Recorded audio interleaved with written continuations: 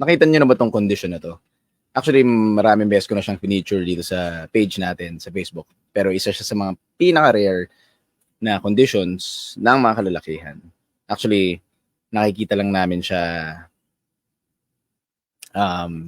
even in our tertiary hospital, very rarely. Siguro mga 2 cases a year. 2 cases a year. Konti lang nun. Napaka-konti lang nun. 2 to 3. Mga ganyan. Ito yung sakit na priapism. Yan yung kapag more than 4 hours, matigas. Alam niyo may pinag-uusapan natin. Kasi nasa urology page kayo. Alam niyo na pinag-uusapan natin, ay, yo, penis. Di masabi. Penis. Okay. Sige, panoorin natin itong clip na to from Tacoma. Isa sa mga tawag dito, shows na nag-feature ng priapism. Actually, marami nang gumawang feature nito eh. Meron dun sa Meet the Fuckers, meron sa Love and Other Drugs, tapos meron din sa Grey's Anatomy. Kasi interesting topic siya eh. Okay? Tignan natin kung panoorin nyo to. Sige. Ito parang sa nag-responde sila sa home, nursing home. Kasi merong isang nursing resident na nakikita nyo yan. Ayan, lalakihan ko yung video. Ay, hindi. Wala. Yun. Hindi. Yan. Merong isang resident na uminom ng 8 gamot na pampatigas. Okay? Panorin natin. The priapism. Blood Priapism. flow to your phallic region is impairing your circulation. How many pills you take? 8. 8. Most I can handle is 4. Yan. 8. 8. Oh my God. Huwag niyong gagawin yun. Huwag niyong gagawin yun. Ha? So, at risk ka. Ito, pero correction na. Kasi syempre, I think itong mga palabas na to, syempre medyo in-exaggerate nila yung mga scenarios. Pero, hindi siya imposibleng, hindi siya imposibleng ginagawa talaga. So, nangyayari talaga siya. Nangyayari talaga siya na may umiinom ng marami when hindi naman talaga kailangan na marami ang inumin mo. Teka lang. Tama ba yung ano ko? Ayan, yan. Okay. Dapat ang iniinom mo lang ay ang usual na recommendation is yung starting dose na depende dun sa PDE5 inhibitor na binigay sa'yo. Halimbawa, sildenafil, tadalafil, or vardenafil, avanafil, is yung starting dose, you only take it 30 to 60 minutes prior to intercourse. Eh si tatay, uminom ng 8. Ayun, isa pang correction na. Baka bahan naman kayo na naka-priapism ang pag-inom mismo ng PDE5 inhibitors. Not necessarily. It can trigger maybe kung meron kang underlying problem, like meron kang sickle cell disease na madalas ka nagkakaganito talaga, prolonged erections. Okay? Kaya nakalagay dito sa baba ko na more than 4 hours matigas kasi yan yung time limit na kapag more than 4 hours na, priapism na yun. Delikado na yun. Delikado, bakit? Kasi pagkatapos nun, pag more than 4 hours ka, exponentially, bumababa na yung chances mo na magkaroon ng spontaneous na erection. Okay? So, ibig sabihin, may chance na maging impotent ka na afterwards. So, ayaw mo yun. Siyempre, no? So, kumbaga, yan na yung huling tigas mo. Anyway, panoorin natin diretso. So, nag-take daw si tatay ng 8 na gamot. Hindi binanggit kung ano, pero I'm assuming it's a PDE5 inhibitor. Okay? I was supposed to have a big night, a 3-way with Ruthie and Louise. Oh, Randall, you know Louise passed away last week. That's what you think. So, Sir, we're going to have to take care of that before it comes. ayan. So, nag-take daw siya ng 8 pills to prepare for a big night. That's correct. Not that 8 pills, pero for PDE5 inhibitors, you take it at least nga 30 to 60 minutes prior to intercourse. Kasi doon siya nagtitake effect. Nagtitake effect how? It increases blood flow to your pelvic region, especially to the cavernous tissues of your penis, para masustain mo yung erection. Kasi again, like what I've always been explaining, that penile erection is a neurovascular event. So, kailangan maganda yung blood flow doon sa penile area mo, sa penis mismo. Kaya, yung pagkakaroon ng heart disease, vascular disease, nerve problems are risk factors on having erectile dysfunction. Sila yung candidates ng pagkakaroon ng erectile dysfunction. Kaya, sa mga patient na merong erectile dysfunction, we ask those questions. Meron ba kayong maintenance? Meron ba kayong ibang sakit? Meron ba kayong underlying na sakit? Para malaman natin, at least, kung ano yung cause ng erectile dysfunction nyo. Nakikita ko kasing pattern ng patients, lalo na yung mga kumukonsulta, is parang pag kumonsulta sila, doc, pa-reset. Hindi. Tama naman, re-resetahan naman kayo kung kinakailangan. Okay? Para kasing, ang iniisip kasi parang may wonder drug. Meron lang wonder medicine na binibigay kaming mga doctors para tumigas. Yes, it makes wonders kapag gumana siya para sa'yo. Pero yun nga, hindi lahat ng lalaking may erectile dysfunction ay uubrahan nung gamot na yun. For example, yung mga naoperahan sa pelvic region, nagkaroon ng spinal cord injuries, may hirapan kayo na magpatigos ulit, but just by using that medication. Kaya may binabagayan yung mga patient, yung gamot na yon. Okay? So, hindi lang siya, doc, pa-reseta. Resetahan mo naman ako ng maganda dyan. Resetahan nyo naman po ako ng vitamins. If you know what I mean, parang ganun yung labas. So, not necessarily na binibigyan lang basta-basta ng gamot yung mga pasyente natin na merong erectile dysfunction. Okay? Tuloy lang natin ito sandali. Causes permanent damage. What's that? We have to aspirate the erection. We draw the blood, and then we inject the member with epinephrine. Okay. So ito, sa scene na to, makikita ninyo yung firewoman, at ito yung penile erection ni tatay, may hawak siyang syringe. Okay? Kasi, ang tanong dyan, yung ganito bang condition, emergency, kapag more than 4 hours ng matigas, urologic emergency, yes. It is an emergency. It's an urgent matter. Hindi siya life or death. Hindi siya pang-agaw buhay. Pero, pwedeng-pwede ka magkaroon kasi ng permanent disability when you have this kind of problem. So, urgent. Urgent. Pero, syempre, pag nakakita kami ng ganitong kondisyon, kaming mga urologist, it's urgent to emergent. Okay? Hindi siya life-threatening, pero you will have permanent disability if you have an erection that goes on for more than 4 hours, even without arousal or stimulation. Matigas lang siya. Walang arousal, hindi ka ginaganahan, pero matigas lang siya. Tama ba yon? Mali. Kasi dapat tumitigas lang yan kapag merong na-initiate ng arousal or sexual stimulation. Tama? Or, di ba, morning erections. Yung detumescence. Nocturnal tumescence. Yun yung proper term. Okay. So, ang tanong, bakit siya may hawak na syringe? Kasi, sabi ko sa inyo, di ba, ang penile erection is a neurovascular event.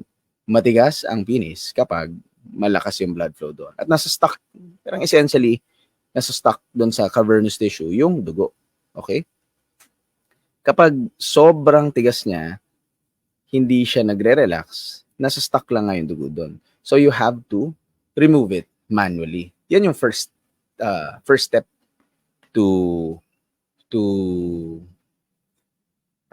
that's the first maneuver na ginagawa. Ideally, sa controlled na area, like an operating room or the emergency room, pero since they are trained professionals, I don't know kung ginagawa rin ng ating mga bombero yan dito sa Pilipinas, yung magtusok ng penis with the syringe. You will aspirate yung blood para ang goal mo kasi dyan, palambutin palambutin yung penile erection as soon as possible. So theoretically, pag tinanggal mo yung dugo, dapat lalambot siya. Okay? Dapat lalambot yung erected na penis. Okay? So let's continue with this. What? Tradition is low man on the totem pole does the job, Chief. Ayan. Ito, parang ito I'll rin do it. comedic Terry, part Chiefs don't aspirate dicks. This one does. If it's my job, Ano, I'll kasi do anak it. niya yung No, you babae, won't. ayaw niya It's making pahawak. tradition. If she wasn't a woman, we wouldn't be having this She's conversation. not a woman. She's my daughter. I've seen a penis before, Chief, No, you haven't. and I've touched a penis before. No, you haven't. I vote for her.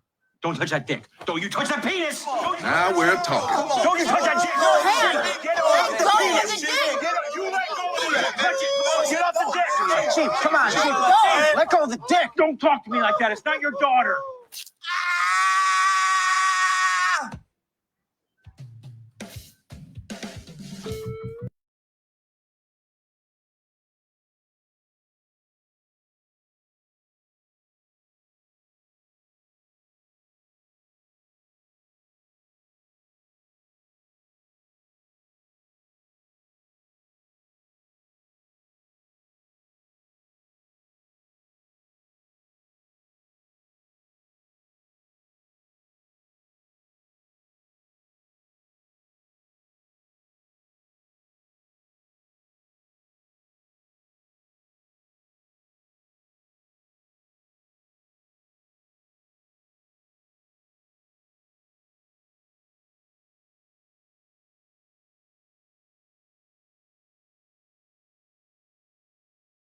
Ay, sorry. Nawalan ako ng audio. Okay. Ulit. Thank you, Joel. Ayun, ang lumalabas dyan, kaya siya may syringe. Kasi bubunutin mo yung blood. Medyo comedic na lang yung ginawa nila na parang pinag-aagawan nila. Tapos isang tusok lang. Sana isang tusok lang. Pero in reality, yung mismong pagbunot ng blood, mas marami dyan. Minsan nakagamit kami ng 5, 6, 7, 8, 9, 10 na syringes. Depende dun sa dami ng dugo na na-stuck dun sa penis. Tapos mapapansin mo mula sa dark red, tapos nagiging bright red yung blood. Ibig sabihin from unoxygenated blood, nagiging oxygenated na yung dugo. Tapos by the time na ma-aspirate mo lahat ng dugo, lalambot na yung penis. Okay? So, pag ganun, successful na yung surgery. Pero, maraming pagkakataon na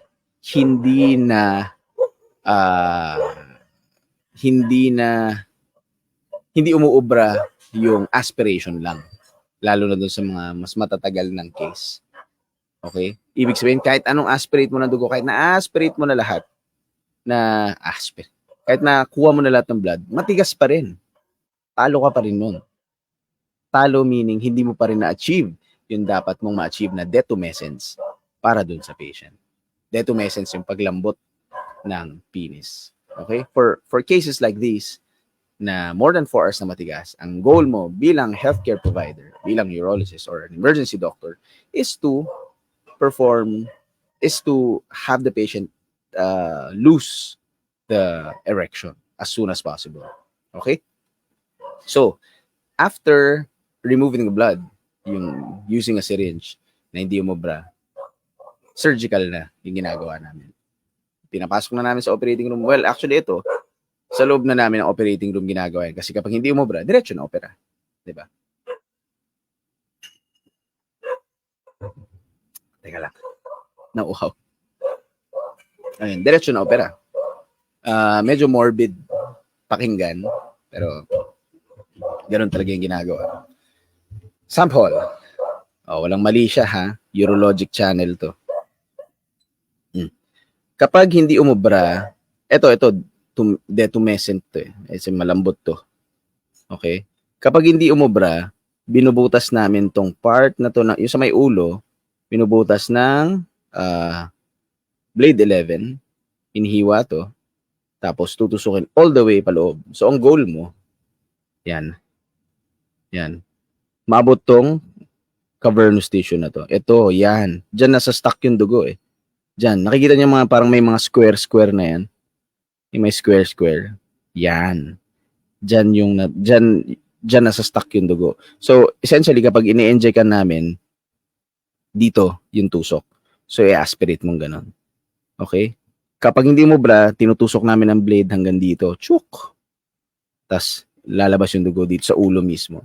Tapos, yun. Ganun din yung prinsipyo. Lalabas yung dugo. Lalabas yung dugo hanggang lumambot siya. Pag hindi pa rin umubra yun, meron ganito. Ito, parang ganito. Pero mas malaki. Parang, nagfa-follow through kami ng bakal paloob ng cavernous sinus para lumabas yung blood. Okay? Pag lumabas yung blood, dapat lumambot siya. Okay? Parang, yun, medyo morbid yun, di ba? Morbid, ibig sabihin, parang mas, ano ba? Paano ba i-describe in simpler terms? Mas, siguro may isip niyo parang brutal yung ginagawa pero that's the only way para mapalambot mo siya. Yung pinaka last resort na is shunting. Yung ugat na mismo bubuksan tapos ikakabit sa ibang ugat para mag-drain siya na maigi. Okay? It's a real problem. Thank God it's rare. Diba? It's rare for patients, pero common siya sa mga patients na merong sickle cell disease, blood dyscrasias, yung may mga problema sa dugo. Pero, ang napapansin namin dito sa Pilipinas, yung mga patients na nagkakaroon ng ganito, yung more than 4 hours ng matigas, are related to self-injection of unknown substances. Most likely, may substance abuse na nangyari. Tapos, nagtuturok sila, then pupunta sila sa amin kapag medyo problematic na. Do you still regain erection after priapism? Yes, kapag naagapan agad. But then, like what I said, exponential ang chances of impotence, of having permanent erectile dysfunction kapag napabayaan. I think, ang tama yung naalala ko, kapag more than 30, pag pumatak ka na ng 36 hours ng uncontrolled erection, parang almost zero chances na of having spontaneous erection afterwards. So, I hope this does not happen to you.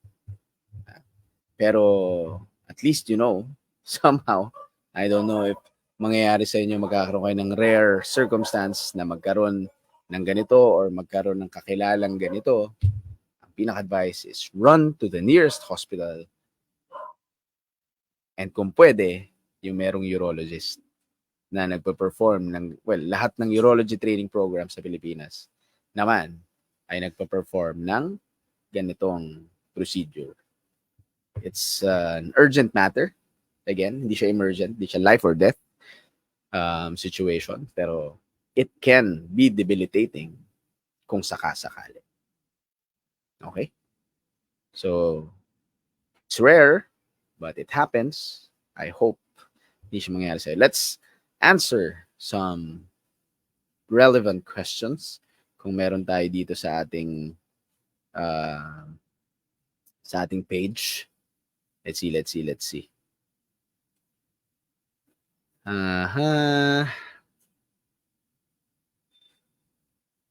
Best time for whenever you like it. I guess.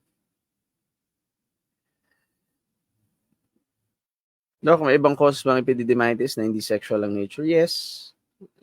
Sometimes, nagta-translate yung orchitis to epididymitis. Pwedeng bacterial. infection or obstruction. Okay? Nagki-clinic ka na pala, Doc. Malapit dito sa akin sa Kamaring Caloocan. We'll visit you someday. Sana maabutan mo ako, sir. Because, yun natin.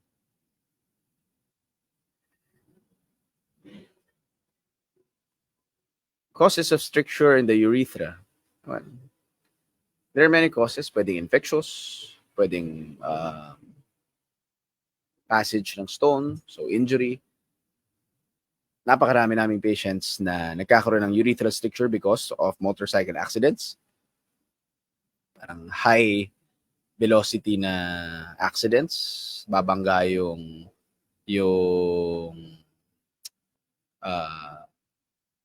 pelvis nila, tsaka yung perineum nila dun sa manibela, tapos kakaroon na ng fibrosis ang stricture. I'll talk about this in another video, pero good question. Hello, Doc. Merry Christmas. Saan ka po nagki-clinic, Doc? Message nyo na lang ako doon saan? Dito sa Facebook. I'll answer your questions directly.